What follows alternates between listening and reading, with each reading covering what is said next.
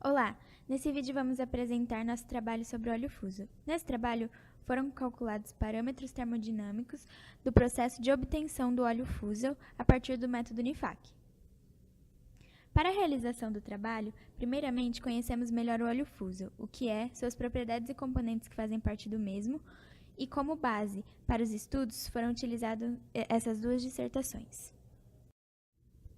Foi feito um balanço de massa envolvendo o óleo fuso na planta simplificada, como mostrado aqui, que envolve 2 decantadores, uma coluna e um stripper. O óleo fuso é constituído por muitos componentes, sendo alguns deles majoritários, como podemos ver na tabela. Dessa forma, selecionamos esses 3 componentes, a água, o etanol e o álcool isoamínico. Ou seja, foi feita uma simplificação para que os cálculos envolvidos no balanço de massa se tornem menos complexos. O método UNIFAC, utilizado para a estimação de coeficientes de atividade, depende do conceito de que uma mistura líquida pode ser considerada uma solução das unidades estruturais, a partir das quais as moléculas são formadas, ao invés de uma solução das próprias moléculas. Essas unidades estruturais são chamadas de subgrupos e podemos ver alguns na tabela mostrada. Um número definido como K identifica cada subgrupo. O volume relativo RK e a área superficial relativa QK são propriedades dos subgrupos e são listados na mesma tabela. Os coeficientes de atividade não dependem somente das propriedades dos grupos RK e QK, mas também de interações entre os subgrupos. Os subgrupos similares estão relacionados a um grupo principal, conforme mostrado na mesma tabela. Todos os subgrupos que pertencem ao mesmo grupo principal são considerados idênticos em relação às interações entre grupos. Parâmetros que caracterizam interações entre grupos são identificados como pares dos grupos principais. Os valores do parâmetro AMK são fornecidos na tabela mostrada. Esta tabela mostra as interações entre os subgrupos para um equilíbrio líquido-vapor do método UNIFAC. Se eu fosse selecionar a interação entre um subgrupo C+C com o OH, é só fazer a interseção na linha do C+C com a coluna do OH. O valor encontrado é 524,1 Kelvin. Essa tabela mostra as interações entre os subgrupos para um equilíbrio líquido-líquido do método UNIFAC. Para o caso de um equilíbrio líquido-líquido-vapor, podemos aproximar as interações para o equilíbrio líquido-líquido. O método UNIFAC está baseado na equação UNIQUAC. Quando aplicadas a uma solução de grupos, as equações são escritas na forma.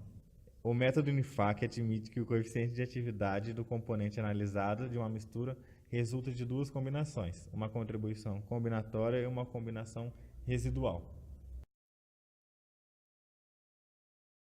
Então, visando trabalhar com a coluna de destilação, primeiro a gente teria que trabalhar primeiro com o decantador, porque é a corrente do decantador que se conectava à coluna.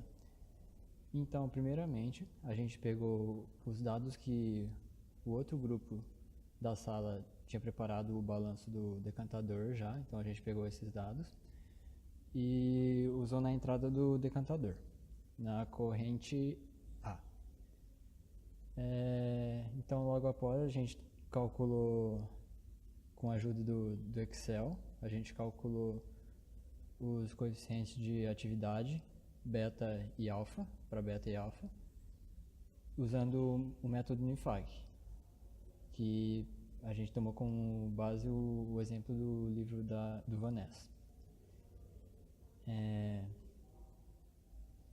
Depois disso, a gente construiu um fluxograma com destilador, onde as correntes A e B entravam e C e D saíam. A gente chutou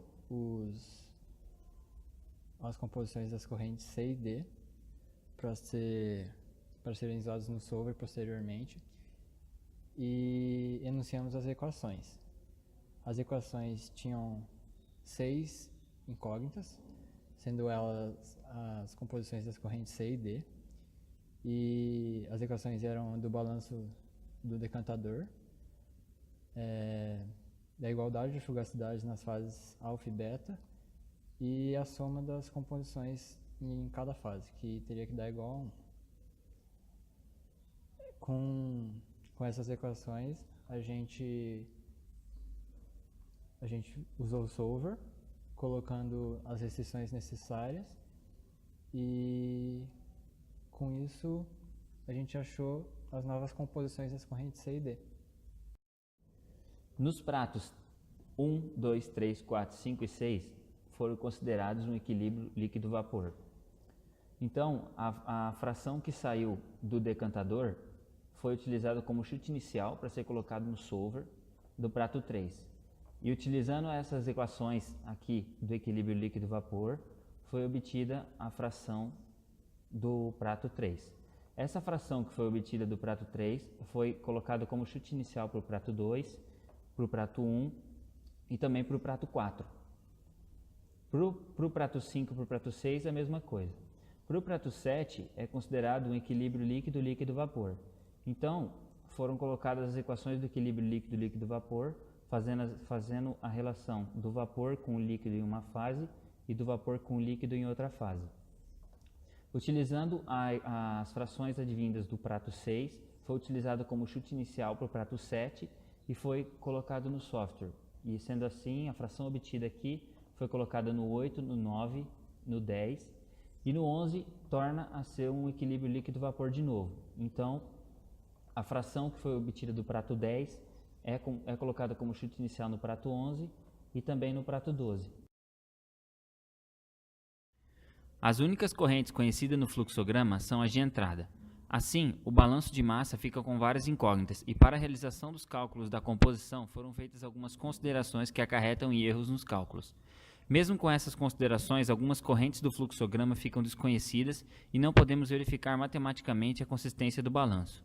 Desse modo, o stripper será desconsiderado. Apesar da convergência não ter sido atingida, foi possível aplicar os conceitos termodinâmicos associados aos equilíbrios na coluna de destilação e no decantador.